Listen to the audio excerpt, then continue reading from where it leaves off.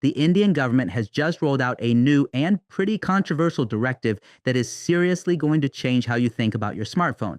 We're talking about a mandatory undeletable app, and it's kicking off a huge debate about where security ends and control begins. You know the drill, right? Those scam-like recalls, sketchy WhatsApp messages, all those phishing links. Digital fraud is a massive, everyday problem. And that is exactly what the government says is behind this whole plan. They're positioning this as a powerful shield to protect you from a very real, very annoying threat. So what is this plan exactly? Let's break down what the government is actually ordering. So get this. The Department of Telecommunications issued a confidential directive, meaning it wasn't exactly broadcast to the public at first.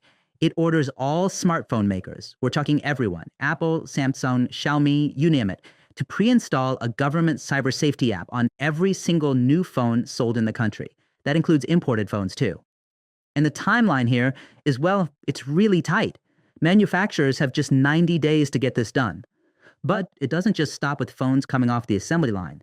Any devices that are already built but still sitting in a warehouse, they'll need a software update. And here's the real kicker.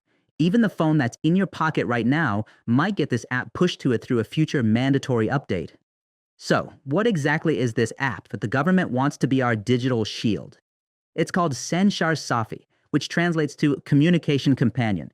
It's from the Ministry of Communication, and it's being pitched as this ultimate, all-in-one solution to fight fraud, protect people, and basically beef up the entire country's cybersecurity. Now, the app does promise to give you some real control with a few key features. For one, there's the Central Equipment Identity Register. This lets you track a lost or stolen phone and then remotely block it using its unique IMEI number. Basically, you can turn it into a useless brick for the thief. Then there's Mobile Connection Management, which lets you see every single SIM card register to your name and shut down any you don't recognize. It also has something called the Chakshu platform. Think of it as a panic button for scams, a one-tap way to report those fraudulent calls and messages that, let's be honest, most of us just ignore. And maybe most crucially, it has an IMEI verification tool. This lets you check if your phone's unique ID has been illegally cloned, which is a tactic used in some pretty serious crimes. And here's the number the government is pointing to as proof that this system works. They're claiming that through the Sanchar Saathi platform, they've already managed to track down and block over 700,000 stolen mobile phones across India. Okay, so on the surface, those features sound pretty useful, right? But, and this is a really big but, what are the terms and conditions that come with this protection? This is where the whole thing gets complicated. And this image really gets to the heart of it. The government is framing this app as your guardian, your digital protector.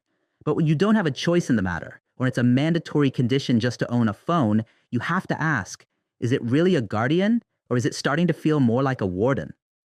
Let's be crystal clear on this. You don't go to an app store and choose to download Sanchar Saathi. No, it comes pre-installed on your phone. It's turned on by default the second you set up your device. And most importantly of all, you cannot delete it.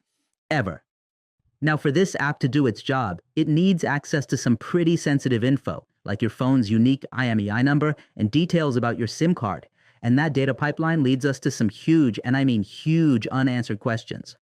Question number one, who exactly gets to see this data? Which government departments?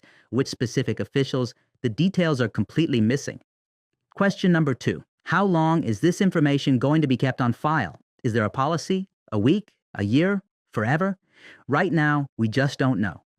And third, and maybe the most important question of all, what's to stop this massive database of user information from being misused or worse, getting hacked? What are the safeguards? All these questions really get us to the fundamental conflict at the very center of this whole debate, the classic showdown between state security and your own personal autonomy. Think of it like a set of scales. On one side, you have the government's argument saying, hey, this is essential for protecting you and keeping the country safe. But on the other side, you got the counter argument, which is all about user autonomy, your right to control what's on your own device, your own property.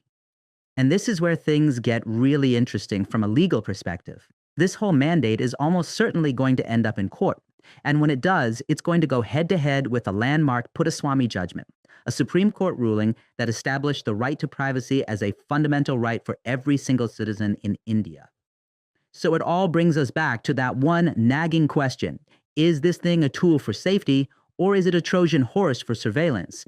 The fact that this whole thing started as a confidential order doesn't exactly build trust. And then there's the very real possibility that future updates to this undeletable app could give it even more permissions to collect even more of your data, maybe without you even realizing it. And the tech companies themselves are in a tough spot.